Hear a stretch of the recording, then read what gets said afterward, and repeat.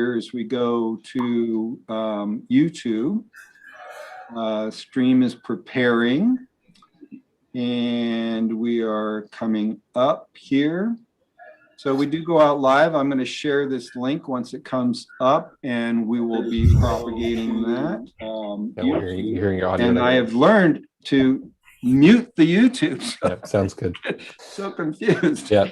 All right. So, thank you for getting us rolling, Tom. Yes, we are live. So take it away. Fantastic. Well, thank you everyone for joining us. Our program doesn't start for another 20 minutes or so here with the main part, but we like to start as we have with a little bit of kind of checking in with familiar faces. Any new folks that are here and want to kind of pipe up, now's a great opportunity to kind of like raise your hand and introduce yourself, whether on camera or in the chat.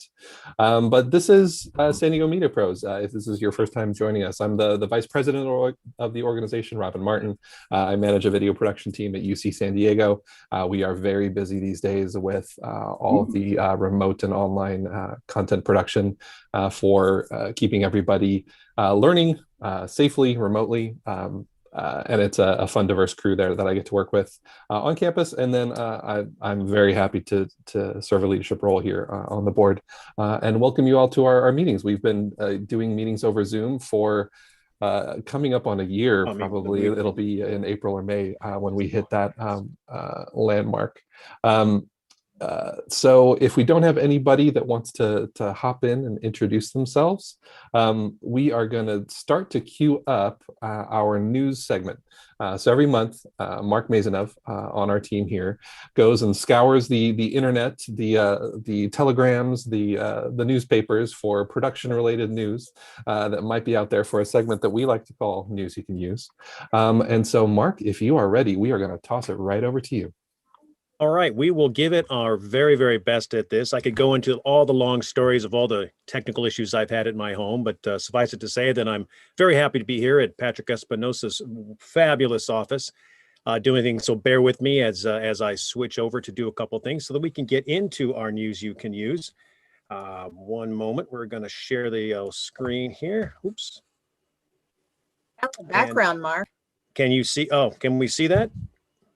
No, we're probably not sharing yet. Let me just end the show. Let's go to share. Yes, but you need to change the date from January 27th. Oh, no. Is this an old one? Yeah, you know what? I wonder if this opened up an old one. That's weird. Well, we're going to find out here in a second. We're going to share. All right. What are we seeing? News you can use. You can Beautiful. Use, yes, Are we yes, good? February 25th. You're good. We're good. We're good. We see your presenter view though, Mark. All right, let's try this. There it is. Got it? Yeah. Yay! Finally got it working over here. Looks good. So here's our News You Can Use, ladies and gentlemen. And for many of you, you may have seen something called the Super Bowl this past month.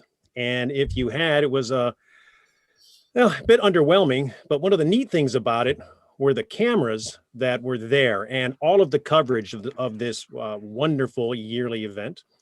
It was the 21st time that CBS had produced the Super Bowl, and 20 years ago, they had 30 cameras to cover the action. This year, there were 120 cameras covering the action. They also used some 4K and 8K cameras that serviced their augmented reality graphics. Quite an amazing package. They had a trolley cam. You may have noticed it. It ran the length of the stadium, one side or the other. It could go up to 65 miles per hour to give a fan's view. They developed a 53-foot movie bird crane on the upper decks that they also used with their augmented reality encoding. You may have seen that when they had the large graphics. And they did something that has caused a little bit of questioning in the community with some cinematographic feel. They had on-field coverage with a Sony Venice camera for the shallow depths of field, mostly towards the end zones. Now, if you saw the game, did you like the look? You can answer in our quick poll. We've got a little poll that we want to show up. Did you like the look? Did you not like the look? Or do you have any idea what the heck I'm talking about? So we can answer that. We'll get to the answers here in just a minute. But I wanted to see what the folks saw, if they have any idea what that maybe looked like. If you follow sports, you might not. You maybe didn't. And here are just some basic numbers if you're interested in this kind of stuff. As we talked about, all the cameras, 32 cameras in the end zone, pylons, 350 plus record playback channels, the sky cams, the trolley cams, and 12 cameras with 4K and 8K capabilities. So it was quite impressive, the coverage. The game, not so much. And let me tell you, how about that halftime? Huh? Halftime. It was not the halftime we wanted to see. And I don't know if we should really blame the Weeknd and his jockstrap wearing friends. I don't know if that's something we would want to do, but that's really not the halftime we're talking about. The halftime I'm talking about is the fact that LA production has the lowest in 25 years, the lowest number of days, nearly half of last year's days. They filmed the Film LA group that serves LA's official film office. It was 48% compared to 2019. There were 18,993 shoot days this year, as opposed to in 2019, 36,540. Feature films decreased the most at 55.8% compared to the 40.2% drop for commercials and 38.3% drop for television. So it was not a good year, obviously, and statistically almost half of the amount of work, which will lead you to believe that the future of production looks cloudy. And it does, but not in the way you might think. Just within the last week or so, Frame.io introduces the camera to the cloud solution. Quite impressive. I encourage you to go look this up, and there'll be a link here in a minute. It is the easiest and most secure and fast way to get your footage from the shoot to your collaborators, to your production folks, to your clients, anywhere in the world. It's instant H.264 proxy uploads to Frame.io, allowing for near real-time shot reviews and edits, colorization, whatever you want to do with the footage. It can be done over an LTE connection, 5G and or Wi-Fi, so you have options no matter where you are. It uses key partners, including Teradek Sound Devices and Colorfront, to be able to drive all of this, which is really, really fascinating, the partnerships that they have. And it integrates into the workflow for Premiere Pro and Final Cut, as well as DaVinci Resolve and Avid, and also does so with After Effects. And you can do live streaming of the shots for those who are not on set. So it's quite a powerful package. It's basic. You obviously take the signal that gets sent, the audio and the video, the proxies are created, uploaded via LTE or Wi-Fi, and then your clients and editorial can then instantly take a look at the footage and work with it, do it. They can comment on it. They can see it in almost real time, eliminating the need to have everybody on set. Or if you have a tight turnaround, it's a wonderful tool. Or if you need to get started right away for a project and you want to get it back and not wait a day or two to get back into the office, this is a wonderful thing. It's something to look at. I encourage you to visit the Frame.io website here on the site, and I believe that Jeff has this also up on our website, and you'll be able to look at this in a link as well to take a look at the technical guide explaining a little bit more about what this does. And it's a wonderful, wonderful opportunity to see where kind of this cloudy future is going for production.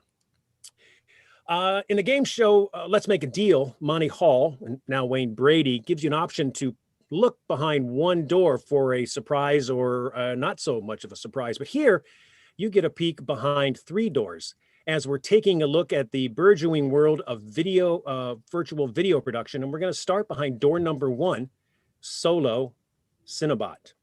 Now, it's developed by a couple of LA-based industry veterans. It includes an all-in-one package. It's a 4K UHD camera. It records in ProRes 422, fully robotic pan-tilt zoom camera, and can reach a height of 6 feet. It has a bicolor ring light and records in 24-bit wave audio recordings, and it's all remotely done. It's delivered to your site, plugged in, and that's it. A little more information, take a look. We believe the next era of filmmaking will be defined by creators who are united by technology, not proximity. Introducing the Solo Cinebot, a first-of-its-kind remote-controlled ultra-high-definition camera system designed to shoot anywhere, from anywhere. No setup required. Create your perfect shot with complete control over the height, pan, tilt, and zoom. Built-in studio lighting and up to 18 channels of precise audio recording. You can even talk live with your talent and team just like you're on set. It's time to rethink what's possible. The next era of filmmaking is here. Solo, production, reimagined. So that could be one of your solutions, as long as you have enough money. It rents for $6,800 a day, about $20,400 a week. That doesn't include your shipping, your data, or your labor costs. But it is an all-in-one solution. It's kind of an interesting idea, and I encourage you, visit Solo Cinebot for a little more information on what goes on with that. Now, behind door number 2 is the ARFX Home Studio AR wall. This is kind of like the little brother and smaller version of Stagecraft solution that you may have seen in The Mandalorian, that idea. The size of the background is somewhat unlimited, but the screen resolution is key here.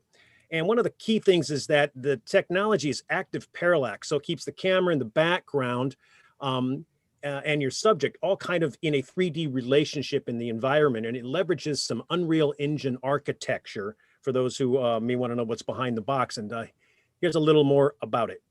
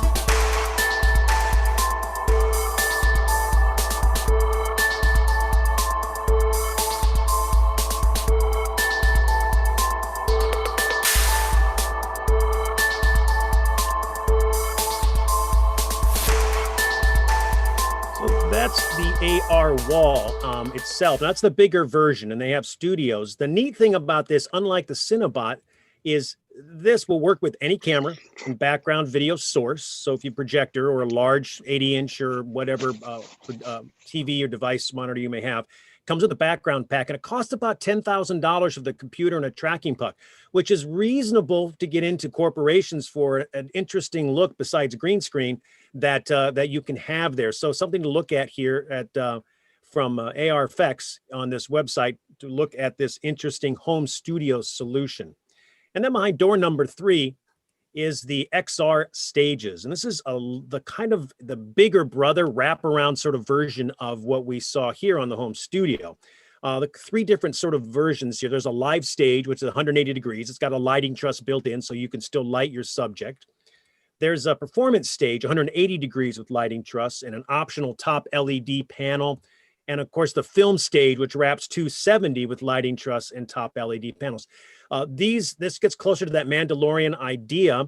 It also uses a lot and for virtual meetings where you can have this happen live with meetings. And here's a little bit more what that might look like.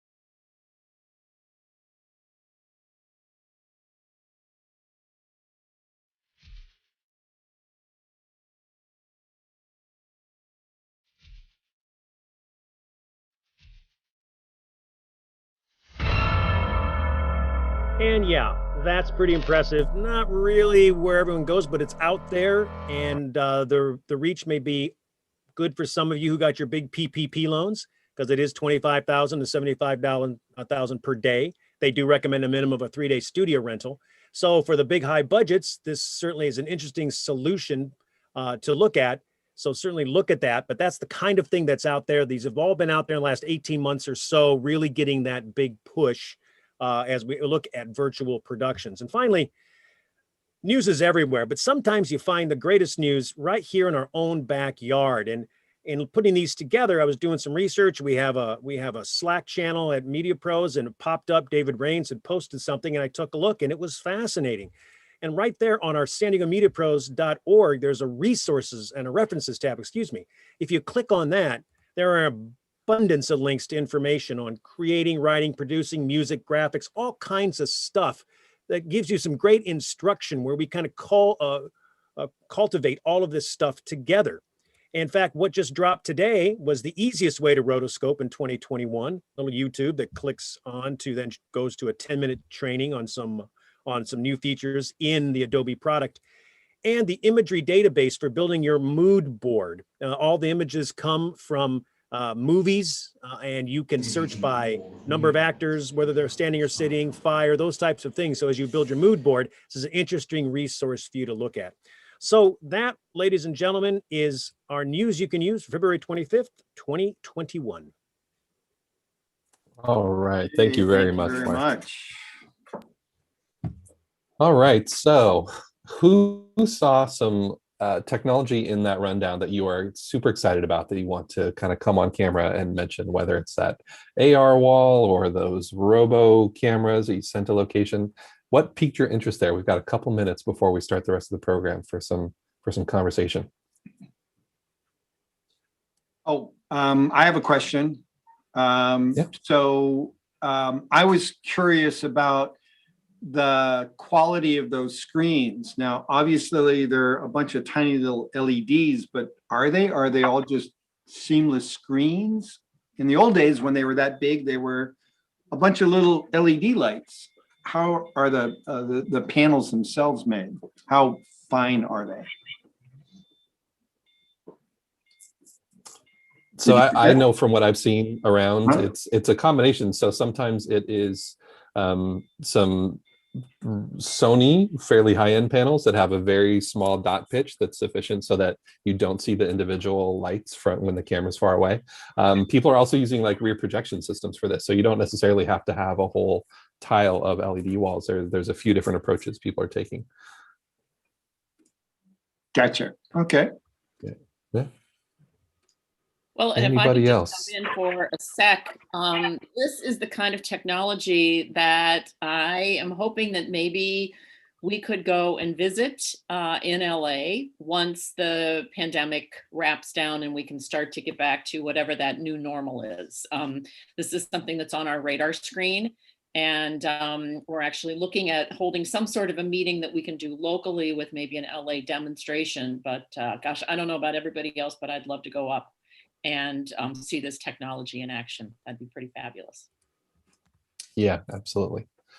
Mark, I don't know if we shared the poll results. Do you want to No, I would be take a guess at wonderful. that? There we go. I Here just we popped them go. up. So the poll results, you can probably see them. 62% of you said, yes, you like the look, 29 no, and 14 no idea what we're talking about. Interesting. Wow. Because I would have bet no. I was on the no side myself. It takes you out of the event. I didn't notice it. But some people didn't notice it. So that's fascinating. Wow. Pretty cool. Okay. Well, it looks like CBS may have something on their hands there. But it was probably because the Packers weren't playing. Yeah. I got that from my nephew who refused to watch the game for that very reason. Yeah. Anyway. Nice. Very nice. All right. Anything else that caught folks' eye from that new segment before we transition on? I will mention on that news segment in the research, one of the keys behind, say, the AR wall that's probably the most reachable for us is the resolution of your imagery and the ability to handle that on what it is you're showing it on, whether it's being projected or an 80-inch screen or 100-inch screen monitor, whatever. It's the resolution that's key. So keep that in mind. That like Tom was saying, and Robin, your pitch, your dot pitch is critical, but the resolution is big. Your 6K and 8K. Obviously, the more resolution, the larger you can go on your screen to give you that effect. So that's certainly something to think about. All right, fantastic. With a little bit of background in the news business, I can see how that remote camera would be a big sell to the industry. Just think of the airfare that these people will save, bringing in their experts. And increasingly, we're seeing better and better video quality out of these remote feeds. So yeah, I think this is probably the next step for a lot of them. Yeah, and some really interesting technology. I've seen some similar solutions where the ability to control the camera settings and dial in lighting and everything remotely. So not only that two-way conversation like a remote interview, but to actually have a technician that can make sure that the sound is good, that the light is good, that the camera settings are great remotely is pretty amazing. Yeah, fantastic. Well, we are coming up on 6 o'clock. We can continue the conversation in chat, but at this point, I want to bring in Jane Hare, our president, to kick us into the next section of the meeting. So Jer, without further ado, please take it away. Thank you, Robin. And thank you, Mark, for what might possibly be the best news you can use segment we've had in easily the last 12 months. I thought that was just full of fantastic information. And yes, it is all on our website so that you can reference all of the details later. Good evening, everybody, and welcome to the February 2021 meeting of SDMediaPros. I'm Jane Hare. I'm the president of SDMP, and we're really glad that you're spending your evening with us. We are going to be talking about live streaming tonight. And in fact, what Greg Lefebvre was just talking about in terms of how quality of recording has improved is one of the things that we're going to be talking about, and just how so much of what we were doing in person has now transitioned to live stream. So stand by for that. We'll get started with that content. I just have a few announcements in the meantime. If you don't get our newsletter, please sign up via the website. It has all the details of our upcoming meetings, and I also try to share a few interesting tidbits and resources in my president's message. And one of our areas of focus for 2021 is building our board of directors. We did have some people express interest in our survey, and we are starting to talk to those people about how they might want to be involved in SDMediaPros. We're always looking for volunteers. But right now, I do want to recognize the people who are on our board right now, and they include Robin Martin, who is our vice president. Our secretary position is actually one of our openings at the moment. Bob Unger is our CFO. Jeff Trober is our webmaster. Kevin Marty is our director of membership and the one who sends out the nice emails when you renew or become a new member. David Rains is part of our technology team. Mark Masonov, as you know, does News You Can Use. Tom Kinnaman is our streaming guru and behind the scenes this evening. Rich Varvel works with us on marketing, and Michael Wood is our social media chair. But thinking about 2021, we are asking the question, how'd you do that? Because inquiring minds want to know, how did you do that? And this is a new feature that we would like to add to our meetings, hopefully starting next month.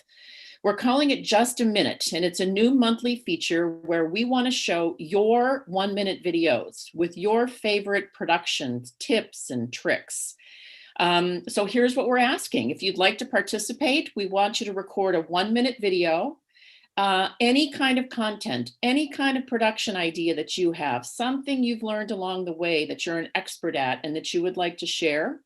You can shoot it on your mobile phone. You can use professional gear. Any level of production quality is okay, as long as it represents you and MediaPros as MediaPros.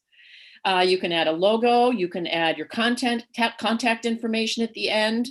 Graphics are fine. If you use music, it should be royalty free.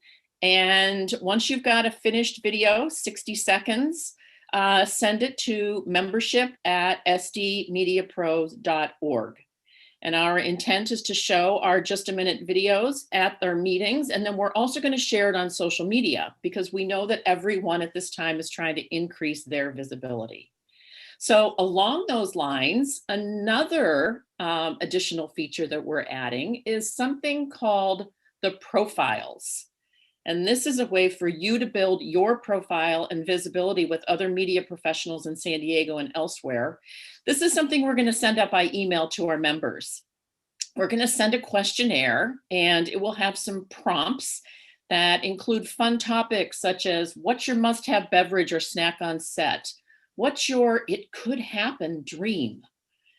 Tell us about your first movie moment, which would be an early media experience that had an impact you, like, I don't know, seeing The Sound of Music for the first time, or a moment in Star Wars that just really has driven your career.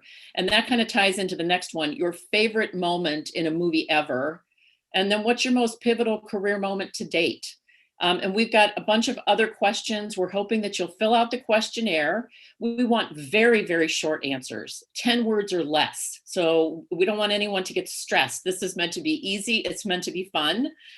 We'd like you to submit a photo of you working, and then we're going to be publishing these on our social media weekly, so that we can get to know you, so that the media community in San Diego can get to know you. And then we have a lot of people who are part of our Facebook group who are national and international. So we just want to get the word out. San Diego's here. We're here to stay, and we've got great members of this organization. So if you've got questions, when we send out the email that's got the questionnaire, we'll be able to answer those then, or you can always follow up with me or any member of the board of directors. So just a couple of things as I transition into our conversation for this week. As you know, our resources are always on the website. You'll be able to find those after the meeting tonight. And MediaPros is an educational organization. So everything that we provide in terms of information is for educational purposes. If you need legal advice, we encourage you to check with your attorney. And just a reminder that as an educational nonprofit, conversations about any kind of political issues such as AB5 are off limits. So up next, Mark Masonov is our board member who planned this month's meeting. And I'd like to reintroduce Mark, and he will introduce the topic and our panelists. So thank you for being here, everybody. Yes, thank you. Thank you, Jane. Before I begin, I just want to touch on the fact that virtual production is really getting a lot of news play as well. And I mentioned that because an article came out recently in TV Technology that virtual production is to become an industry norm by 2026, according to experts. There was a Notre Dame report from media analyst Johanna Koljanen that video production installations will increase as the costs drop. And of course, this means the current video effects that you find in post-production are going to shift to the pre-production side, creating a new set of creative skills that are going to kind of drive that shift. And certainly the pandemic has helped accelerate some of these trends as the virtual production has become an alternative method in these times. And you can see that the news virtual production is really not a fad, it's a reality. And the gear that we saw is making it happen is extremely impressive. But more impressive are the amazing people behind the gear who make it happen, and in an unconventional manner. Unfortunately, we have a number of those amazing people here with us, two for sure. And I've had the pleasure of working alongside both of these gentlemen for many years. And they are the definition of consummate professionals. And I'm not just saying that because they hire me. So please welcome Tim Flora and Dave Schutte. Gentlemen, thank you very much for being here. I know it's take some time out of your busy evening, but thank you so much. And before we begin, I want you guys to give a little intro to who you are, a little backdrop of that. So I know you both have been around for about 20 years in the community, and you had just met last week. So I'm sure a lot of folks maybe don't necessarily know who you guys are. So give us a little backstory on you and your company. And Tim, we're going to start with you. Right on. Thanks for the invitation, Mark, and thanks for having me. Yeah, I'm a UCSD graduate from the 90s and started working a few video jobs right after I graduated. Surfer Magazine, a little bit at NBC. And then in the late 90s, I actually started working with Mark over at Multi-Image Productions in Kearny Mesa and stayed there for about 14 years. in the post-production department. I kind of handled editors and media management and building edit systems, editing. I've always been an editor, so I played that role. And then as time went on, I started going out and doing shooting, some production, directing, kind of just wearing, like a lot of people in San Diego do, all the hats. And then in 2013, I started my own company, and I'm doing the same type of work today with a lot of the same folks that I work with at Multi-Image. So thanks for having me. Awesome. Thank you, Tim. Appreciate that. And then for you, Shooty, and before you start, I want to mention to everyone that he, like a lot of rock stars, goes by just the single name of Shooty. So I think it had to do with an overload of Daves or something. I'm not sure, but that's why we will just be calling him Shooty on today. Hey, awesome. Thanks, Mark. And yeah, you're correct. When I started with voice and video, there were already 3 Daves that worked there. So my condition of getting the job was to go by my last name, which I had already kind of started doing, working in film anyway. And now that I am the owner of the company, I've stuck with that. But I wanted to bring both of my business partners up here today, so I didn't have to be doing this all alone. So I've got Jim Kotick here, and we've been in business since we took over the company in 2016. Yep. And we've recently, Bill has owner-operator of voice and video sales, and for 6 or 7 years now. Yep. And we recently opened this studio space together and are in the process of merging the companies, so there'll just be one voice and video going forward. The confusion will be gone. Yeah, no more of that. So thanks for having us. You know, voice and video has been around since I think it was 1973. Yep. I started back in 2007, and we started out as more of just a rental company for hotels and different audiovisual providers, and then we just evolved into doing production, and here we are now doing only virtual production. So. Nice. Awesome. Thank you all for, again, for joining us. So we're going to start off kind of with this wide shot, this look back. March 13th happens to be my birthday. It also happens to be the date when the world went to hell, and everything kind of just stopped, ground to a halt, especially here in California. So, but before that, what was your process like? And Dave, we'll start with you guys. What was your production process like before the shutdown? What did you guys do? How did it kind of work? Oh, so yeah, I mean, we were just cranking out live events right up until about March 6th, I would say.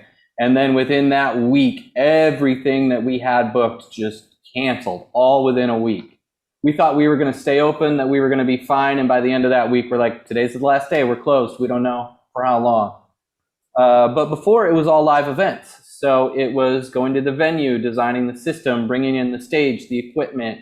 Everything was just all about the in-person experience. And that just, as you know, went away all within that week. And I imagine live was not much of anything. Maybe you had an occasional Cat 5 drop or something, and you did something. Probably not a lot of internet at that point. Yeah, we were doing some streaming, but not a lot, like you said. So it was a lot less pre-production at that point for us. We would get our media from the client, we would get a script, and we would execute. And it was, you know, maybe a week of prep, maybe a day of prep. You never know. Okay. Tim, how about you? I mean, I was there with you when all this kind of went down there at Beaver Creek, when it just rippled. And we had guys who were on the crew who had months and months of work planned that just all dropped. So what was it like, Tim? What were you doing prior to all of that? What was your process like? Well, very similar to what Dave and the guys were just talking about. Live corporate events. We also did a lot of on-site video production and editing. So we'd go out and do interviews, and then I'd bring an editor, or I'd edit the video myself, depending on how big the show was. We'd turn stuff around. We also did a little bit of pre-produced stuff for the meetings if they wanted a certain kind of meeting open video or a little sizzle reel or something. but it was mostly done on site with, like Dave was saying, a lot less pre-production. We would do the pre-production when we got on site, and we'd all get into a meeting room ahead of time and the show and just knock it all out. But that's a whole other discussion. But we were, to go back to your story, we were just chugging right along. The beginning of 2020 was going well. And we were in Beaver Creek for like a 10-day stint. And at the beginning of the show, it was kind of like, oh, what COVID-19, whatever type of thing. And then on the very last night of the show, it was beginning to get a little more serious, and people were talking about it on stage. And I remember being backstage with Mark, and we've got a lot of freelance video, audio guys and camera guys. And it just seemed like everybody started canceling shows at the same time. Like everyone was getting text messages. And so it just went from full blast to like zero in the span of just that week. And I was actually kind of worried that I wasn't going to be able to get on a flight back to San Diego. I didn't know the extent of it. And how bad it was. It was just a total surreal experience. And the next 2 to 3 months were just this whole slow motion, like what the heck is going on, and what is production going to look like, and what does virtual even mean? Because like Dave and the guys are saying, we didn't do a whole, we do an occasional Zoom call with a client, but we never wrapped our head around integrating that into just everything that we do moving forward. So it was a strange time, like it probably was for everybody. Yeah. So on that topic then, so March 13th happens, everything gets shut down. So how did you go about redefining your process to stay afloat? Shooty, you guys, how long were you down, and how did you do this pivot to sort of come back? What was going on? What did you do? Was it you? Was it the client? What went on? Well, there were a lot of tears, a lot of crying myself to sleep at night for about the first 2 weeks. But once we got through that, I know that Jim and I we were on webinars every day, all day, watching webinars, watching Zoom webinars, because not only did we have to think about the future of production and what we were going to do, but we also have, a lot of employees that were now out of work. We closed planning for 2 weeks, and within days, we knew it was going to be longer. But the first 2 weeks were just kind of figuring it out. And at that point, we started to get inquiries and hear from clients, and how are you going to deal with this? What can we do? And that's when we started talking more and more with Bill, and he put the first studio that's in our other building. He just put the gas on that. He had to get the pipe grid in there and the lighting and a new dedicated internet line. And he got that all going within a month, and we started hosting small stuff there, single person stuff. So would you say you guys sort of self-taught with your webinars of sort of what's going on? Oh yeah. Yeah. That's exactly what we did. Trial by fire. Yeah. All right. So how about you, Tim? What did you do? Yeah. So in terms of my kind of evolution, we actually had a client that we were scheduled to do a bunch of shooting with up in San Francisco. And we were going to just we had a room all set up, and we were going to parade like 25, 30 people through over the course of 3 days. And they were all partners of a client that we had who had things to say about their product. And it was a pretty familiar, workflow for us. But that canceled. And then the client really still wanted to do something and wanted to get those messages out. And so that was kind of our moment of, okay, well, before the pandemic, we'd always just say, oh, you don't want to do it remotely. Like, it's so much better if we just go out in person and shoot it. The quality is going to be better. There's so much more control, which I still believe is true, but we couldn't just say that indefinitely. And it just forced us to kind of think outside the box a little bit. So for us, I kind of started brainstorming of ways that we could use platforms that were familiar, like Zoom, but enable us to do recordings that were higher level and more professional than you can get just by recording over Zoom. Well, let's talk about that then, because that you have a very interesting process that you do that gets a really good quality. So just tell us your whole process, how you came about that, and kind of take us from A to Z about how that came about. Okay, sure. I have some slides actually that I have prepared. And I just want to say that there's going to be a lot of information here and just, questions we can take at the end, but I just want to try to pack as much in here as I could to go over all the things that I found and kind of some gotchas. But in a nutshell, what we were able to do was devise a repeatable system. And over the course of, I don't know, maybe 5 to 6 months, we did about 25 different client records, different locations, and we did about 50 edits. So we did the pre-pro, we did the shooting, and then we did the editing. So I'm just going to kind of walk you through what we did and kind of some of the tools that we used. So our first part of it we'd have initial contact with the client.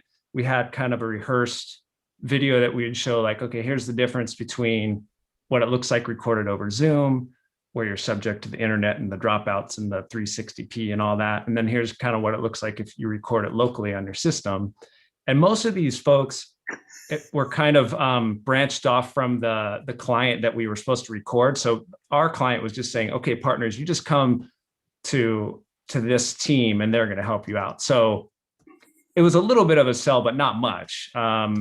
Then after they were on board, we would organize. I would order all the gear off Amazon, and Mark's got a list, I think, that he can share. But it was just a basic package of things, and I would unbox it and kind of put it all together in a one box friendly format so that the client didn't have to unbox like the ring light and like, do I need this cell phone holder? No, you don't. Like, and unboxing a lob is just, I found it's way more confusing doing it that way versus me just putting it together or someone putting it together nicely in a kit and just sending it to them in one box. At the beginning, we thought, oh, we'll just devise a system in a Pelican case with a laptop and do all the things that we want and have full control. But that solution ended up being not ideal in the end, just because people wouldn't return it on time. And then it was just more of a nightmare. So it ended up, as it evolved, that we just kept it as a kind of, they purchase a package that includes this gear and then they just keep the gear.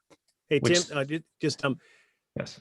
So the folks who are looking on your chat, we've posted that link that Tim sent to us, and it's an Amazon link that shows all of the gear that he ended up vetting out and purchasing for his solutions. So if you want to copy and paste that, so you've got it, now's a good time to do that, unless before the chat sort of scrolls up. But go ahead and take a look at that. And I'll show a picture as well here in a sec. So I would ship them the stuff. Then I would basically do an email and a pre-conference call before the recording. And with the pre-conference email, that's the first thing I'd send out. I would send out kind of a best practices attachment, and then an attachment of, like, wear this wardrobe type of thing and make sure your background is free of distractions, that kind of thing. And then I would do a pre-call with them about 30 minutes, a few days before the shoot, but after they had received the gear, and go over everything. And this was super important. I didn't do these at the beginning. I would just be like, okay, let's do the recording. And some people would like have a box in the back. They're like, well, what's this? And then it was just, then you're setting up more than you're focusing on content. So on the pre-call, I would do discuss best practices. Like I said, a quiet area, what you're going to wear, about talking points. Like, are you going to do a Q&A format? Or are you going to do just something where you talk on your own, just making them feel comfortable, reminding them about eye contact and smiling and that kind of stuff. So, and then if they have any questions about the gear, I can address them. And then what we'll do is, on the record day, I normally block a 2-hour window, or I was blocking a 2-hour window. The first 30 minutes is like setting up of all the gear. And then the subsequent 90 minutes is just doing the recording. And the recording, kind of the secret sauce of things that I would send in this little box, would be a lavalier, a professional lavalier microphone, like a TRS normal 1/8 inch connector, that plugs into a USB interface. I'll show you that in a minute. And then on the Windows side, we would use the Windows Camera app on their system to record locally. And then on the Mac, we would use an app called Swift Capture.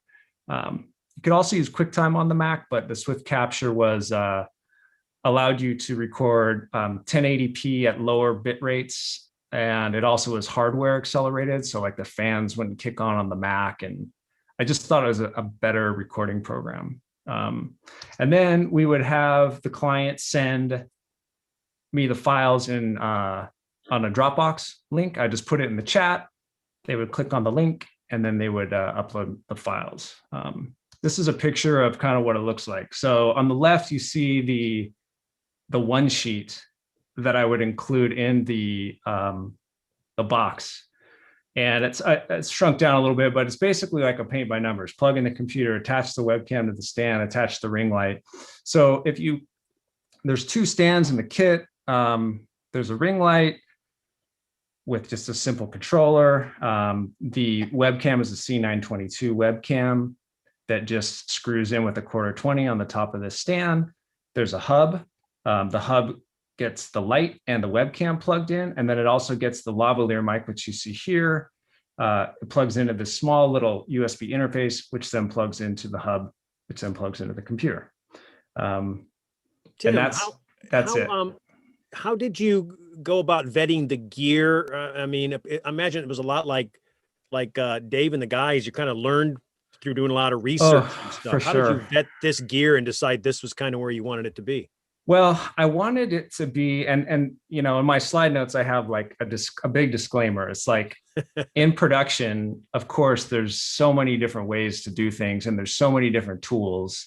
I just kind of tried to make it as simple. I try to put myself like in the client's shoes, who oftentimes they're not used to taking this much time out to set anything up.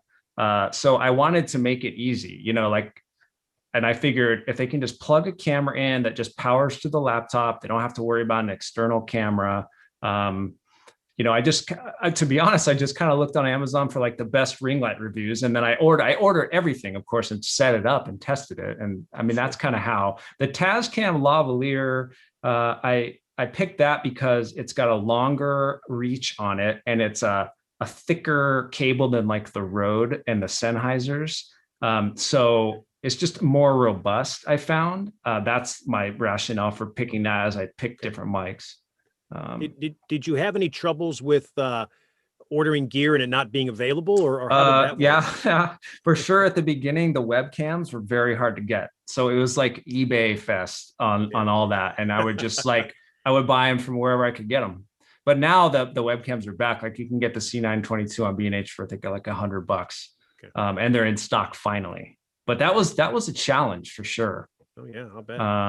At the beginning. But at first I was doing the webcam on the laptop, but then that was just cumbersome. And so I ended up just doing a stand for the webcam. And then I actually have the people stand up. I'll show you just a couple of quick other slides here. So this is a shot of a screen grab of a gal. She's standing up. The camera's kind of at eye level on the table in front of her. The ring light's over here. She actually had a photo kind of back. This is a practical little seamless back thing she had on her wall. This is a gal, just a plain white wall. So we try to keep the backgrounds as plain as possible. Every now and then, like this guy here, he's like, oh, I want to put my monitor in there, which is fine. But sometimes, you know, these can cause white balance, weird issues, and other types of things like that. Reflections, so, I'm sure, are a challenge. Yeah. And then I just a couple other just quick tips here. I mean, Mark, you can stop me, or if I need to speed up or slow down, you just tell me. I'm just going through my list. No, go right ahead. We're good at the moment. Okay. These are some kind of gotchas or things that I've learned through a lot of pain and suffering. The client should set the gear up ahead of the call for sure, because a couple of reasons why. Number one, if you're on a Windows system, when you plug the webcam in the first time, it like loads a driver and you have to reboot. When you plug in the USB audio device, the little Sabrent dongle thing, on the PC, it will take over your speaker as well. It'll change the default audio device. So they need to be familiar with like how to change that back to their normal speaker. Otherwise, it's just kind of kludgy. But worst case, you could talk them through it on the day of, which I've had to do a lot. I just tell people to close out of all the programs on their laptops and phones, just so we don't have distractions. Just make sure they pick the right mic in Zoom and in Windows. It's called the USB audio device. That's what it shows up as. And if you pick it in Windows, in the sound settings, when you go into the Windows camera app, it will record the USB audio device. That's what you want to make sure you have.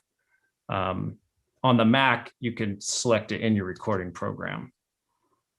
I like to put the audio level in Zoom on auto. And I know like a lot of camera guys might cringe, like never use auto. And I was the same way, but I found that you can't write it and it's really hard to monitor. There's no VUs or anything per se. So I just found keeping it on auto, most of the time Zoom will push it all the way up, which then reflects in the master control panel and all that on your recording. But sometimes if there's like a really loud person, it will tap it down a little bit and prevent it from clipping. And then another little trick is I request remote control of their Zoom screen share.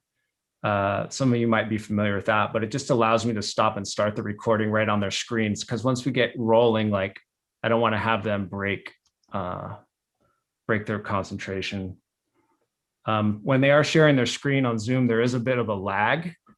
But if you choose optimize for video playback, it helps with that. There's a little button you can choose when you screen share, but it is about 1 second. And I just tell the client, like, you'll kind of get used to it. I mean, it's just like part of the deal. Make sure there's no windows behind the person. Make sure you try the different color selections on the ring light. Normally the white is just fine, but sometimes you can toggle over to the tungsten if you have a lot of tungsten in the room. And then most importantly, do a test record and upload it before you start your recording session. Because if there's anything wrong, or like if there's a rolling shutter from a monitor, or if there's a buzz in the line, or if there's anything weird, sometimes you just can't see it in Zoom, but you can see it on the full 1080p record. So I have them do a little test, I send it, they send it to me, and then if we're good, then we start recording. And then this is just kind of in action. This is me here on the right in Zoom. So the gal on the left is sharing her screen with me, launching the Swift Capture app. And you can see here in the audio, we have the USB audio device selected. So we're recording the log, we're recording her here. And in Zoom, there's a side-by-side mode. So I can slide this panel over. So here I'm seeing my gal in Zoom in sync. And then this is her screen share of the recording, a little bit delayed, but I can see the view and I can see her being recorded. So that's kind of it. This is a Windows shot. In Windows, it's the same idea, but they just use the camera app. So this is kind of what it looks like and what you kind of see. So, and then go ahead, Mark. No, so some of the challenges obviously are getting this stuff done, recorded and properly, but sometimes you've got background issues. The people are in a house, they don't ever think of it as they're not at the office. They've got tight spaces and window or a door, and it's tough. So what do you do when you're faced with backgrounds that are tricky or they don't like? Right. Yeah, that's a great question. And that happens a lot. I mean, we try, I would say 75% of the time, if they pick like a super clean background, that's just clean edges and very straightforward, they're okay with it. It's kind of like a white seamless in a way. And we just do a little bit of color correction or vignetting and it's fine, but sometimes it's not. I'll show you a few, just real quick, an example of this guy right here did this recording in his bedroom, right? And he's got this weird light and he's like, I know I want to switch my background out. So this is the recording of him. This is the C922 webcam with the lav. And then right here is what we did was we used a program called unscreen.com, and it allowed us to basically take that background out. Unscreen.com is the URL. It basically allows you to, if the shot's pretty still, I mean, most of our shots are pretty still and the algorithm can find the face pretty well. Here's another example. So this guy right here was in his basement, and they didn't like it. He thought it was too dark. And so what we did is, so we put in a background here of just, kind of an office. And my thing is, it looks, I think it looks better than Zoom. It actually looks pretty good. But it's a way that you can offer the client something to swap out a background if they're really not, pleased with having their room. You can put in something different. Tim, I have a question about that. Did you have to put the background in frame by frame, or did that program allow you to do it just as a whole? Yeah, so the program is pretty slick, actually. I'll share it with you here. What it does is it takes the video. You basically like do your cut, right? And then, like, let's say I had that guy and it's a 10-second clip. I would just upload it. I export it as like ProRes LT, and I just drag it here. I just upload the clip, and then boom, it'll just look at it and punch it out. And then you can save it. Like, you can composite little random stuff in there, like, oh, I want to see what the city or this looks like. But then you can choose like an editor export, and it gives you a 1920 1080 MP4 at like 50 megabit RGB and an alpha. And then you just Luma mat it in Premiere, and you just put anything you want underneath it. Very cool. Yeah. Nice. That's awesome. So it's unscreen.com. That's it. Okay. Yeah. And then I think you had mentioned if you want to put your own background in, there's an additional service they offer where they'll send you a punch out. Yeah, that's what so when you upload it, they kind of give you two options. They say, would you like to have us composite it for you?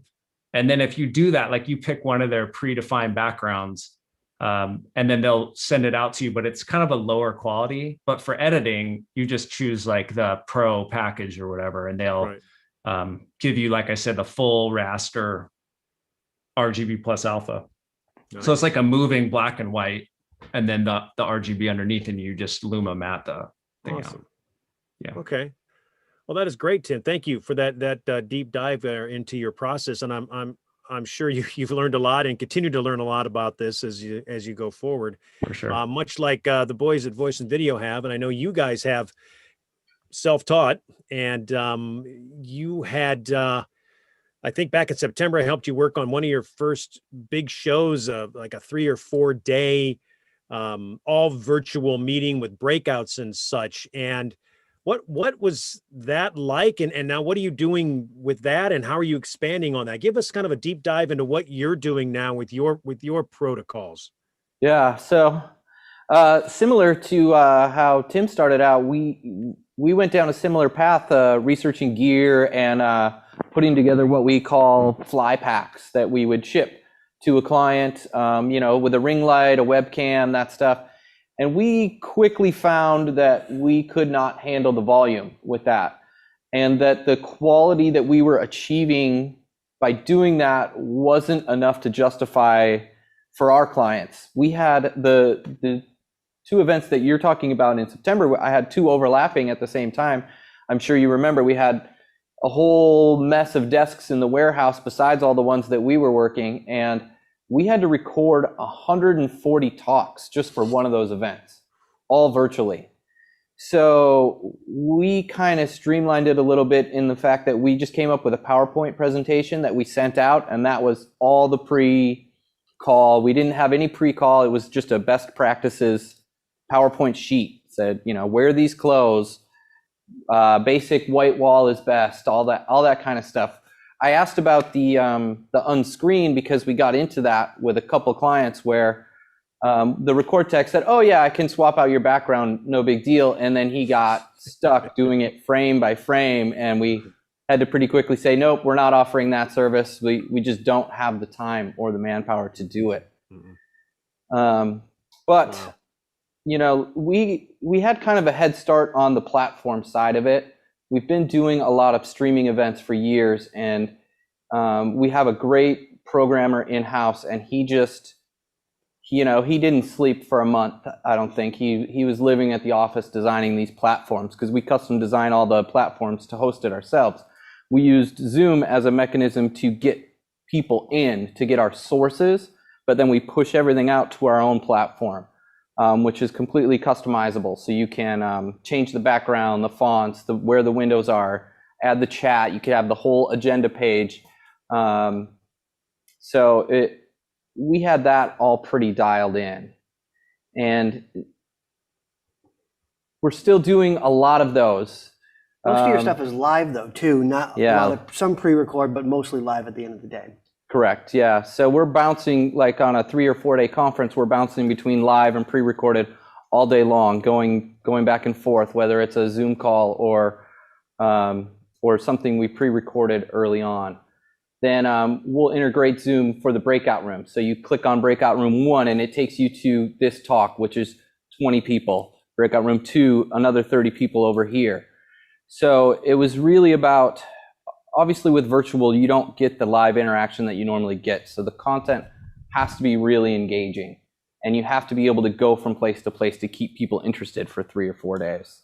Yeah, you had mentioned earlier on that, and Tim alluded to it as well, is that, pre-production was, you did it, you kind of got together and you sort of did it, not last second, but you felt confident when you were on site, you could do it.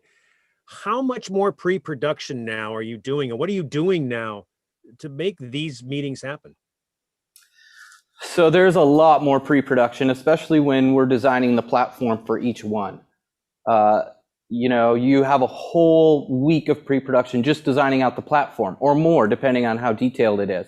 And then there's the whole schedule, because the client who doesn't quite know, they'll want to jump from this to this to this. And it's like, no, you can't go from these 6 live people to these 6 live people.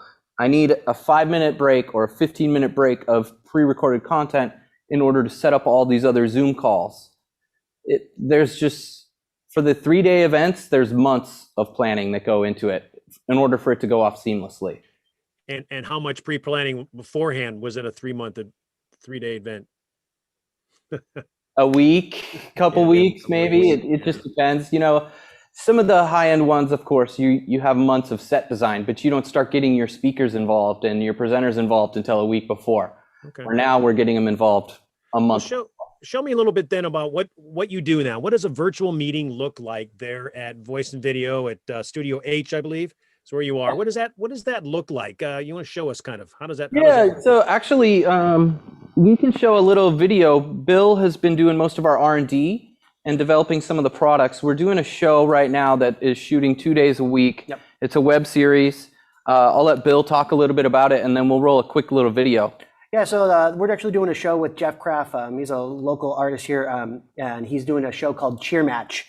And it kind of started off as, we want to do some sort of virtual production, kind of like what you were talking about with those companies earlier today. And we did a ton of research trying to figure out what program to use, how to do it cost effectively, because I remember doing CES right before COVID hit and seeing the Samsung wall. I believe like Ghostbusters was there, and they were moving the camera around doing these virtual productions, but it was way out of the budget. You're talking millions of dollars to get involved with it. So we tried to find a more cost-effective way of doing it, found some people locally who were kind of starting to dabble with it, but it wasn't really mainstream. And we ended up finding a program called Ximetry and using Unreal Engine, and we were able to do it cost effectively here in our studio and do virtual productions where it's not, we're on a green screen set where you're not just standing there and it's a plate behind you. You can walk and interact with the virtual set, and that's one of the things that this commercial will show you and kind of show you what we've kind of evolved. So here at Studio H, we have the 30 by 25 foot cyc wall, and we can do that here. We can't do that at Studio R. It's just not designed and built out for that. We've got special cameras. We've got a special massive computer in the background that's ingesting everything and processing everything. And it was 3 months of pulling my hair out, trying to say, not trying to walk away from the client saying, we can't do this, but we ended up pulling through, and now they're here 2 to 3 times a week, and we're doing these virtual productions. We haven't released this commercial that you're going to see, so this is actually the first time that it's been out there. So Jake, if you guys are there, if you guys want to roll that commercial. How you doing? I'm Jeff Kraft, local on-camera personality here in San Diego. I work with NBC as the entertainment reporter. I also represent brands all over the country and all over the world.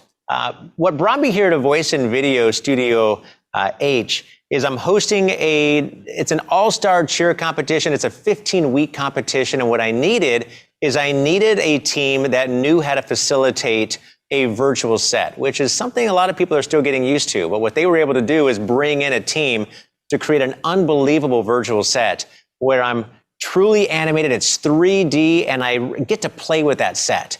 It's been a whole lot of fun. As you can see, they've got an incredible studio, but it's not just about the studio that I'm standing on right now, because it's all green screen. Whatever you're looking at possibly on your screen isn't really here. But what they have behind the scenes is the team.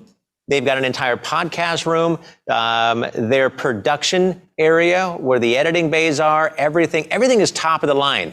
The lights, I mean, they've really invested in this to make their studio look good, which in turn, well, it makes our project look as good as it can be in San Diego. So it's been a pleasure working with Voice and Video, and we'll be in here next week shooting another episode. Nice. So, yeah. Right there. Okay, cool. Wow, that's kind of like when we did some of that XR wall that we were talking about, the XR stages. That's fascinating. Yeah, the big difference is we don't have the LED wall. We have to do it on a green screen. Sure, so. That's okay. And that technology exists. That's another great tool to understand. So you've got that as a thing, and kind of a video that you're doing, and you're shooting that. What about a meeting? What about somebody who wants to come in and do a fundraiser they did, or that? What does that look like? And how do you guys handle that at Voice and Video? Sure. So this psych wall gets painted sometimes twice a week. It just depends on what we're doing. It's either chroma key green or TV white. We've got a full light grid in here with a projector, moving lights, colored lights. Pause you real quick. Jake, do you want to switch to the remote camera? And as he's talking, I can show this off. So there's RGB AW plus UV lights in the ceiling, along with a bunch of moving lights with different patterns. So we can create something that we would create in a ballroom with lighting effects. And typically we'll have the auctioneer will just be out here talking to the camera, interacting with the clients. He's got two monitors in front of him over here. That's showing him what's selling on the auction platform and what's going out live. So he can talk and say, oh, hey, Mark, you just bid $50 on this camera. That's way too cheap. Forget you. We're moving on to somebody else. That kind of a thing. Everything is then broadcast through here. If Bill can follow me through here without tripping. We do have a lighting console set up here so we can control everything, do different lighting looks throughout the show. Coming out of the studio. And for those of you who would like to know, this is the old Grijalva stage in Kearney Mesa, for those who were wondering where this might be. Yeah. So we were lucky enough to benefit on some of their hard work. They had already installed the lighting grid, but we built out this whole production room. So we've got a video and director desk here and an audio desk here. So these guys are controlling everything, making us look and sound good while we're here. Matt has to do all the R&D for the virtual set. Jake today. You're Jake today. So, and as we move on through, we created a green screen, a green room and conference room. So the client and the staff who is running the back end of the auction software and making sure everything's running smooth is usually working in here. And these two TVs show program feeds. So they can see what's going on live while they're on their laptops, figuring out what we need to do next, who's bidding, what's going on. We've got some extra space down here. This is normally our podcasting room, but it's set for an event that we're doing next week where we're going to have an extra green screen person in there. And then the next room over is just an editing office where either the producer or the editing team usually hangs out and does their stuff in there. Nice. And that's kind of the whole studio. The rest is where we keep our gear and our storage. You guys don't need to want to see that. Nice. So no matter how often we clean it, it's always a mess. Always, never fails. It's what you have a curtain and a door for. So your studio was great, obviously, where you cut all of this, your control room, and that's a lot of hardware that you drive this. But what are some of the other solutions that you use when you're, say, on site at a press conference or stuff to cut? Wirecast, I understand, is something you guys embrace, correct? Yes, we use Wirecast a lot, and that's because we already own 8 licenses of it. So rather than trying to invest a bunch of money in vMix or one of the other softwares, we've just kind of built upon the Wirecast. Mm-hmm. You probably know it has a few things like Rendezvous. So it's kind of Rendezvous can get you a higher resolution signal than Zoom. It's a face-to-face type of a program. I have found that it's been glitchy once you get up to 4 or more people. Mm-hmm. So we still use a lot of Zoom. With Rendezvous, you get a much clearer, much better image, but the infrastructure, when we worked with Wirecast directly, obviously I'm on the sales side of everything. When Wirecast was first, it was kind of just a fun feature to have if you needed a virtual host. And once COVID hit, what you guys were talking about, the lavaliers, the ring lights, we sold out of all of that stuff within weeks. It was just gone. Our shelves were empty, calling the manufacturers. We couldn't get anything from China or anything. But when it came to Rendezvous with Wirecast, we were talking to them saying, sell Wirecast. So people are buying the licenses and starting to use Rendezvous. Wirecast, the company, put very little R&D into Rendezvous. So when everyone tried to use it, their system and their server wasn't able to handle it, because Rendezvous was based on the Wirecast server, and all of a sudden everybody's on it at once. So they're slowly getting it better, but it's not there quite yet. Like you were saying, more people on there crashing. Yeah, that's okay. That's fine. It's one of those things that Wirecast has, and I know that you use it because it's got a number of features in it for switching. Yep. And with that, you've got a number of things to do now on a meeting setup. And you had mentioned earlier in one of our pre-calls, Shooty, that you're finding you're not the one-man band anymore. You're finding virtual is divvying out the work. Tell me about how that's shifting with this virtual work. Yeah, that is definitely, that became apparent pretty quick that I just couldn't handle it on my own. So I needed to shift certain responsibilities over. So the website design goes to my programmer. The recording, I will assign 1 or 2 people who will be in charge of scheduling all the recordings and then executing those recordings online. Because, if you're doing 100 recordings, I can't deal with that. I have to deal with the, help with the programming of the site or the planning of the script and the run of show. So it's really been a big team effort where, especially if you get more than one virtual event going at a time, I have to share all that work. And we have a few people that, have remained full time that take the bulk of it. And then we have a pretty good core group of freelancers that I just share that responsibility with.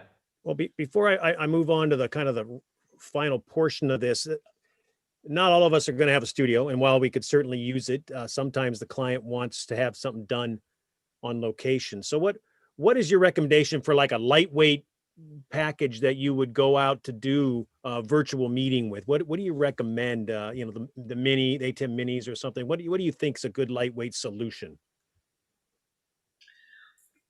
For a complete package, or are you specifically asking about like a video switcher type? Yeah, well, just a little stream thing. You want to go out, you want to stream a meeting, somebody's there. It's a lightweight solution that you might be able to incorporate on location fairly quickly to set up. Yeah, so I really like the new Blackmagic ATEM ISO, the Mini Pro ISO.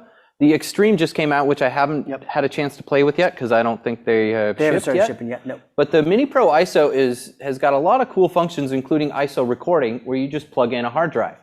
And I know they have a codec that streams, but I don't use that. I always still feed it into Wirecast and send it out that way. Okay, that's a good idea, and that takes any camera and pretty much that you could put into that, correct? Yeah. Blackmagic used to be a pain in the butt down the line where everything had to be very specific, the camera, the codec. Their new stuff is, you can plug anything into it and it'll very work. Forgiving now, yeah. Where it used to just be, you didn't know why you had a black screen. Yes, yeah. that is correct. That is correct. And that's all HDMI input, but you can always convert down from an SDI if you had that. Yep, exactly. All right. Well, you guys, quite an impressive facility. And I know that this is in the almost year this has all happened. There have been highs and lows. So what have you learned from this process, good and bad? And what kind of tips would you give us going forward, those of us who are watching here, about this process, things to remember? Well, I learned a lot in this process. One of them was to trust the people around you. I gave Bill a really hard time when he was investing money in some of the stuff in this place, and made him keep a spreadsheet for when it got paid off, and it's paid off tenfold. So, me being having kind of the business owner brain, like not into the R&D portion, I was, watching every penny because I didn't know when the next paycheck was coming in. There was a lot of money being poured into here, and we were crossing our fingers like we've got to make this happen. And yeah, we made it happen. I think that we kind of stuck to our core philosophy of doing customer service, and it's really paid off. Clients have been very happy with what we've been able to produce, and I'm not saying that we're producing the best virtual events out there or the best content, but we're able to produce it at a level that is affordable for the client, and we've been getting a lot of repeat business and a lot of word of mouth. We still haven't advertised at all since we started all this. So, well, speaking of your clients and word of mouth, what are you hearing from them about this process? What are they liking? What are they not liking of live versus virtual? Well, it's a very mixed bag. I have a lot of clients that can't wait to get back to a live environment, and I have some that never want to go back. I think it's going to end up being a mixture. We're going to do hybrid events. We've done a couple hybrid events so far, but really not a true hybrid because there's still not a live audience, but they're doing them in ballrooms. I think it's going to go back sooner than later, but it's going to start, and it's going to be a long process once it does start. Okay. And Tim, how about you? You've learned a lot, and with what you've done, you've created an interesting method by which to record. So, what have you learned from that process, good and bad, and what can you recommend going forward for folks who maybe want to tackle this? Yeah, it has been a learning process for sure. My advice would be try to make it as systematized as you can. So like Dave was saying earlier, if he's got 100 records, he can't do everything. Like you got to have, in our case, on my team, I had someone that did all the scheduling. And then I had someone that did all the pre-calls. I had like a director, Mark, actually, you helped me direct some of them. I directed some. I had an editing team that helped. So compartmentalizing and systematizing, even down to what the emails say, it's copy paste, because if you try to reinvent the wheel every single time, like you will just spend endless amounts of pre-production time, which segues into the fact that pre-production in this environment on everything, and I've been doing more, of the videos like out in the field now and doing some pre-recorded events that we live stream. But in all cases, the pre-production time in this environment, make sure you budget for it, because it is just totally eye-opening how much time it takes to get people on Zoom together and like hash out all these fine details. It's just a harder way, I think, to communicate, but you can do it, but just be prepared. Those are kind of some of the lessons that I've learned. What are your clients saying about this kind of a process? For the most part, they're happy with it. I mean, they I think they enjoy the quality of it, and then just having somebody from a production background kind of hold their hand through it and give them tips and advice. I think that part of it has been successful. The part that sometimes I run into is that depending on who you're interviewing, you're asking the client to do a little more work than they normally would. So if there's someone who's really motivated, like, hey, I'm trying to sell a product and I'll do anything it takes to get on the camera, it's gonna be easier to work with that person versus like a CEO's like, what am I doing? Like, I don't have time for this. So you have to kind of be aware of who you're working with and then determine at what level you want to, how complicated you want to get, basically. Well, I'll finish up then, Tim, with you on a question I'll ask both of you, but I'll start with you then. How do you see virtual production fitting into your production process once the pandemic is over? Do you see it there? Do you see it still having a role, or how do you see that? Yeah, I think it's going to be, like Dave was saying earlier, we're going to see a little bit of both. I do think that this solution, the remote recording thing, will be around and is a good option. I mean, to be able to record, I did a guy from the UK yesterday, and like just to be able to record someone, in England and kind of have the edit turned around the next day is pretty eye-opening compared to being on a plane and doing all that stuff or trying to coordinate. You didn't send any gear to him, right? Or did you?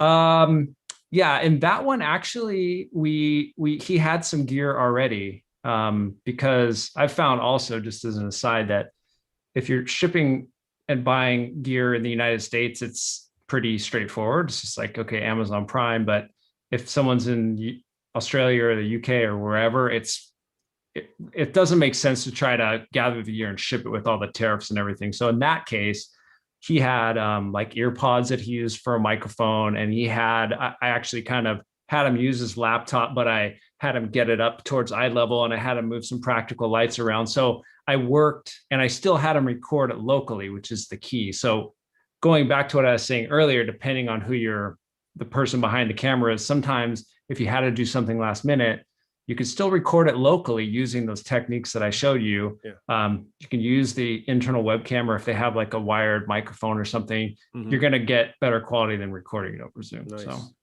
but right, one other quick thing, I just don't think that as a shooter, if you were to ask, am I a fan?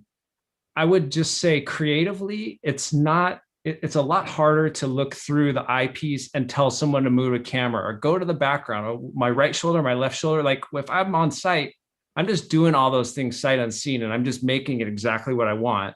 But in Zoom, you have to wear a technical hat. You have to be a director, and then you're also kind of an editor. So you have to wear all those different hats, and it's just a different experience, Right. A good skill set to start developing, especially in this in this sort of pandemic season.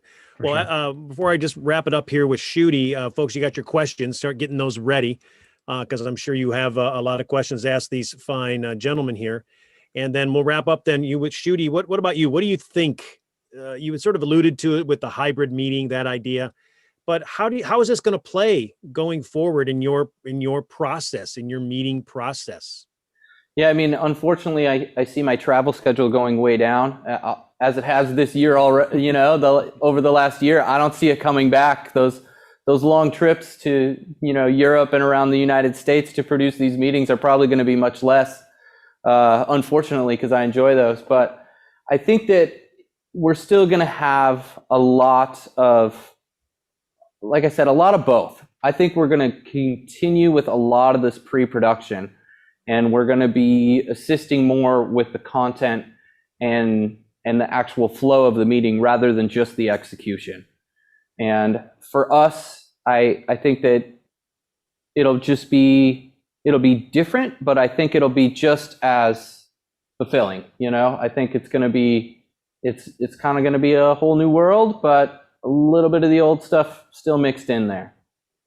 Nice. Well, we know that we're slowly returning to the old world, at least what we think will be the old world, but we'll be having a lot of new stuff in it as we move forward. Gentlemen, thank you so much. I know that you've agreed to stay around for some questions, so we're at that point where we can start picking off questions. And I believe, Jeff, are we going to throw to you or Robin? Who's going to be handling our questions? I actually I've compiled a few of the questions here. Okay. Dave Schweitzer, are you still with us? There you are. You had a question about sourcing equipment.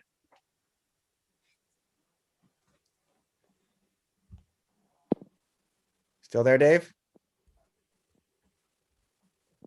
one of the Daves we know. All right. Assuming he may have stepped away from the mic, I'll move on to the next one, which was Mike Watson. Mike, are you there with us?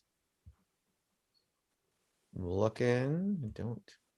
I'm here with you, There but we whatever my are. question was, I think it was taken care of. But It might if have you been. Sometime, but I read my just want question to know to me, I'll remember what it was. Yeah, you were asking about watching live via Zoom and recording locally at the same time. Did we cover that? I may have missed that. Yeah, I touched on it briefly, but yeah, the principle is that you set up the Zoom to be the portal in which you talk to the subject, and if they want to have producers on the line, so you do a call like this. But like if I was recording David, then I would have, at this point, I'd have David share his screen. I'd have him open up, Windows camera app, and I'd have him start recording there on his shared screen so I can see it go down, basically. Do you get resistance on that on the screen share thing from the client or from whoever the end user is? No, not really. I mean, I tell them ahead of time that I'm going to do it, but most of the time at the beginning, I was taking remote control and doing all the clicking myself. And I think it was a little weird for them. So I think people are pretty receptive. I'm like, okay, go down and type in sound and get to your sound settings. Okay, go to the microphone. Okay, USB audio device. Okay, that's great. Now type in camera. Okay, launch your camera app. Okay, let's turn the camera off in Zoom, because in Windows, you can't have the camera going in Zoom and in the camera app. So they're like, oh, okay, that's cool. So they feel like they're a part of it. And then once the recording starts, I like to have control just so I can stop and start them, because once we do the test and they upload it to me and I confirm everything's good, and once we get going, then it's pretty much, we just get into content mode and we talk, and I'll break the clips up. I also find that the webcams, it's not perfect sync. So sometimes like the frame rate's 29.91 or something. So I do fewer clips so I don't have to find the sync in Premiere, and on a Mac, it's about 8 frames. On a PC, it's about 2 to 3. Once you get it in sync, it doesn't drift, but I try to cut the work down on my end. Cool, thanks. Yeah. Bob, did you want to pipe in with your question? Yeah, I'm just curious whether any of you thought about, or what your opinion would be of using OBS for doing some of the recording. Tim, I know you've sort of played with OBS, but what's your thought? Yep. I mean, I kind of, in my testing, I ran the gamut of all different types of things. I tried using OBS, and ultimately I was having an issue with trying to have Zoom show it as like a virtual camera or something. And it wasn't, in the end, it was just easier for me to not record through the internet. So when at the beginning, I was recording across the web, and I would get, even in OBS, I would still get a lot of dropouts. If their internet was bad, like their audio would be bad. So even if they have internet problems, I can still get a totally clean record when they're punching it up on their own laptop. It's even if their feed went totally down, they're still recording it in full 1080. And on the Windows, it does like about 25 megabit per second 1080p, which is pretty good. And then on the Mac, you can do similar with that program. Okay. So we'll pull in a lot of recordings through Rendezvous, or we'll pull them in through Zoom and then record them. We'll use Zoom as a virtual camera and record it into Wirecast, just for, sheer volume when we're doing that, to try to get all of the clients to record it on their own computer and ship it to us. That doesn't always work well for our clients. So we'll do a lot of recordings through the internet like that, but you lose quality. And if they're doing a presentation with a PowerPoint, then we'll get the original PowerPoint file and we'll make their window, a little small pip. So you don't see as the graininess and the quality,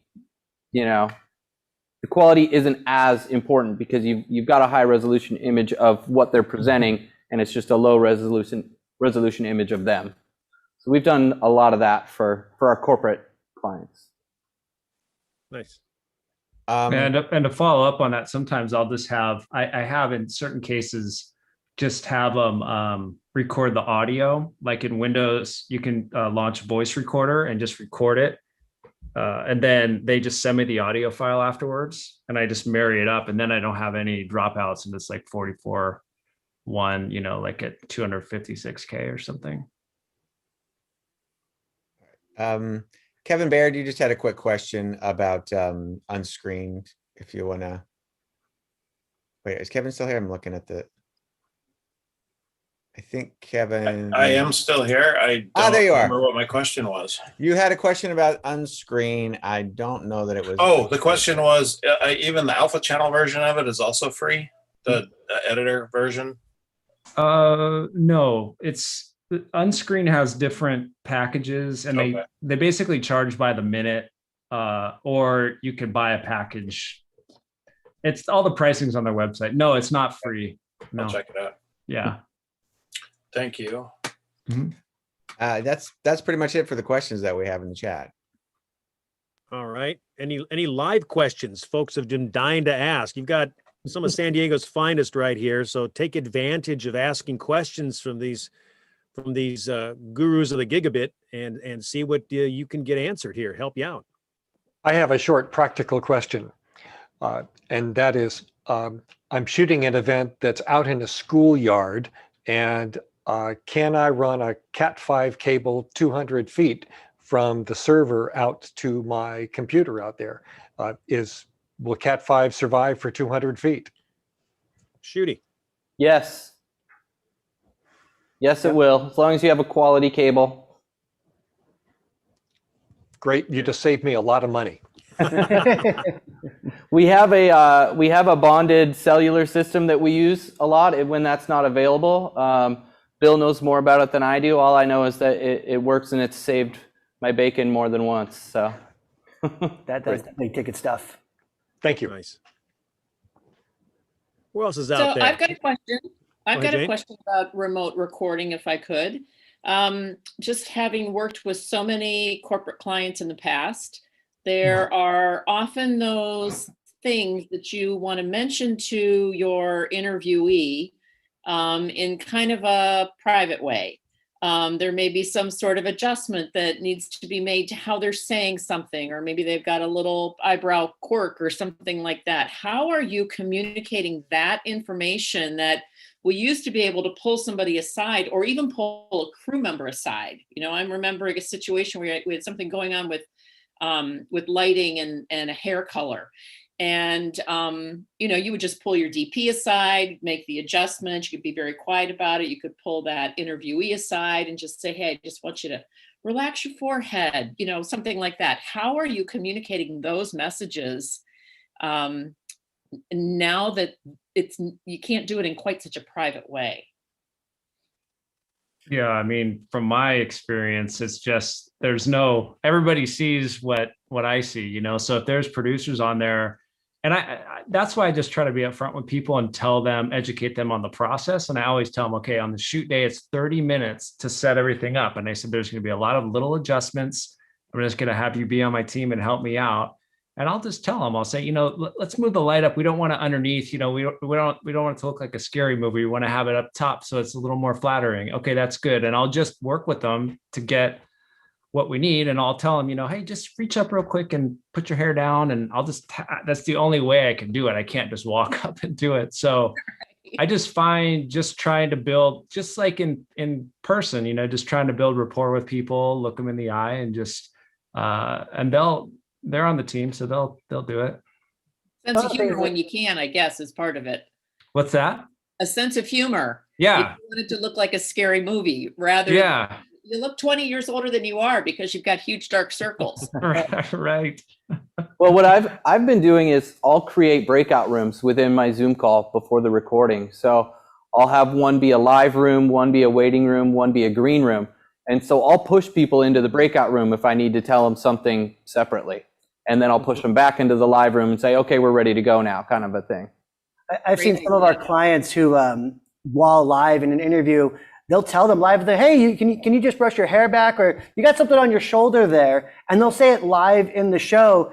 And a lot of the time, it kind of creates more of a realism. This is a truly live show when people are watching it, because sometimes people are watching it, they don't know if it's live or is this pre-recorded. And when you do that, you're like, oh wow, this is live. It's kind of you're watching, a Tonight Show or something. It's like sometimes they just have to say, "Hey, you got a piece of string right there," and it brings some sort of realism to the actual live event. Or I'll send a private chat as well if they're live already. Thank you. Very good.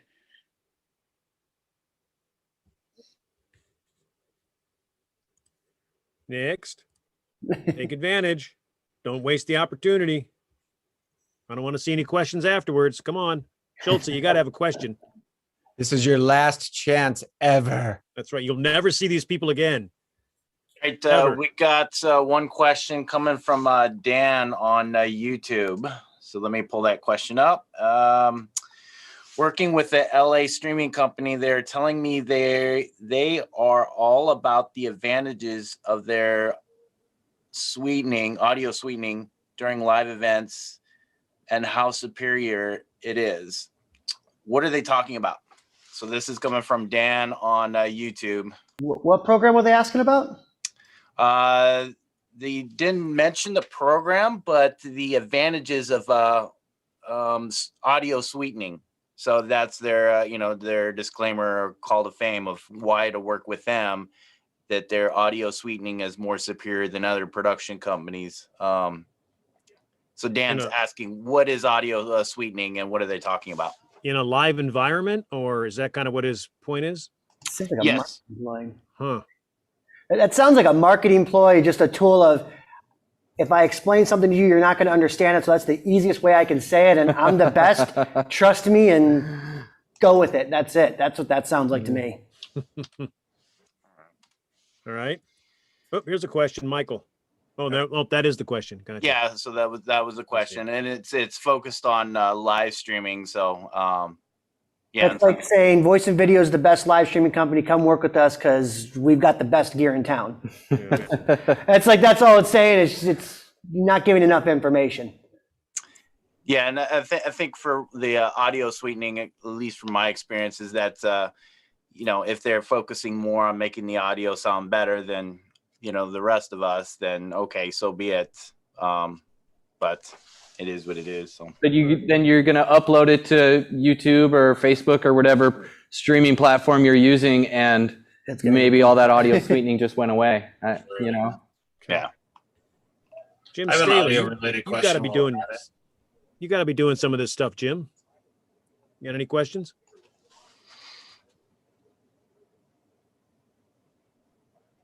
That's great that we could answer all of the questions. This is awesome. That was just terrific. We were just too good. I know. We gave This too much information. Too much preparation. Dang it. I do have an audio question.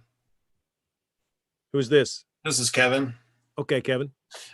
Regarding the Blackmagic Design Atom systems, when you guys use that for like webcasting or even ISO recording, is all your audio analog and run through like a Mackie mixer and then muxed into the encoder switcher at that time, or do you just run mics to the cameras and let that all come into the switcher through HDMI with the picture to maintain the sync? We run everything through a digital mixer. Depending on where it's at, we use QSC, we use Soundcraft. Jake, who's in the audio booth right now, could probably tell me all the ones that we use, but we run it all through a digital mixer and then XLR into the switcher. Cool. Thanks.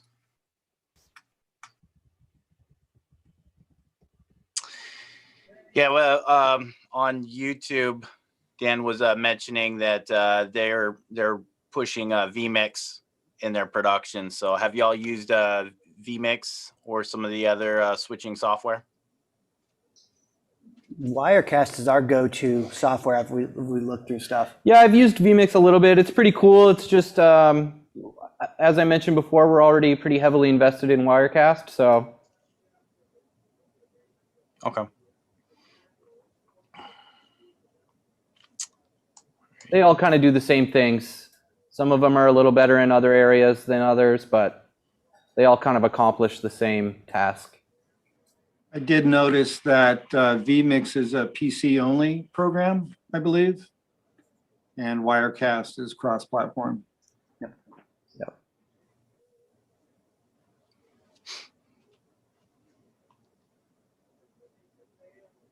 All right. Any other questions? Anybody? Anyone? Anyone? Bueller. All right. All Well, right, next then. time, guys, hold back some information. Yeah. Sorry. Yep, I'll definitely hold back information next time. But until then, gentlemen, thank you so much for your time, for your information, for your expertise. I think we learned a lot. And Jane, I don't know if you have any little final comments you want to wrap up with.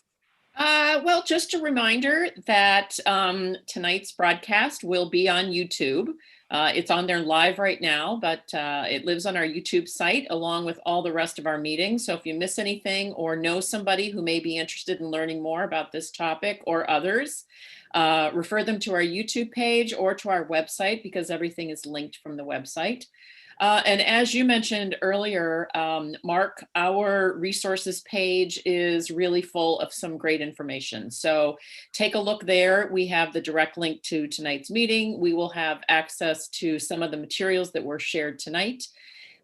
So take a look there. And aside from that, thank you for joining us. Thank you for being part of MediaPros.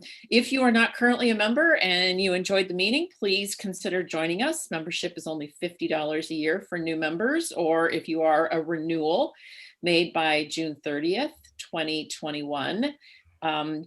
We would encourage you to be part of the best media organization in the San Diego area.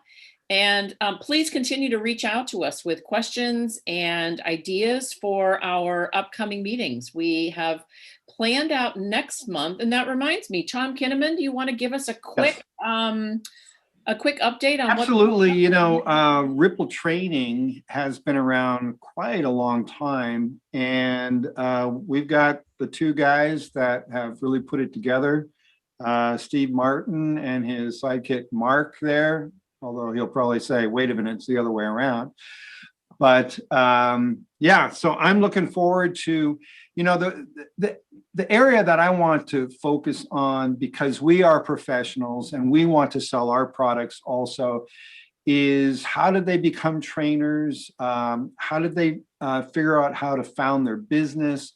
So I want everybody to think about, you know, what does it take to share your media? You know, they're selling a lot of templates now and that kind of a thing as well. So there's an opportunity to kind of get some inside information on how to build your business in that way and better build that out as well. That's very true. And also, as we're thinking about our alternative revenue streams, about new ways to run our business, they may have some insights on that, knowing that a lot of people in our industry have pivoted to training on what we know. And we'll see what insights Steve and Mark may have for us on that. Yeah. So join us. That meeting is on Wednesday, March 24th. Whatever our usual Wednesday is, the fourth Wednesday of the month. Back to our usual Wednesday. Yes. And the idea of alternative revenue streams is something that came to us from the survey. So we are taking the ideas that were in the survey seriously and planning programming for the rest of the year to help build businesses and build visibility for our members and for friends of SD Media Pro. So before I say goodnight, any final words from anybody? Any final You want to take your pick for our posting? Yes, we could definitely take a pick. Would everybody who's here and available turn their cameras on? If you have a camera, turn it on so you can Got a get camera, your turn it mug on. the final picture here. You know, this is the new way that we, So we represent. Huh? While we're doing that, a quick shout out. I want to shout out to Patrick Espinosa and his backlot here that I got to shoot in today. Yes. Thank you, Patrick. Yes. All right. Good. All right, everyone looking at your camera, happy to be here. All right, I have 4 options, so hopefully everyone will look happy. There we go. Beautiful. And thank you again for joining us. Mark, thank you for your planning. Did you have anything last to say? Nope, I'm got to go to the bathroom. Yep. Good night, All everybody. right, on that wonderful note, where would you cut it for month. YouTube? No. All right. Good night, Thanks, everybody. I'm going to hit the Thanks, big button everyone. and turn everything off. Thank you very much. Okay. Thanks, guys. All Thanks right. for coming. Take care. Good seeing you all. Okay. All right. Bye-bye.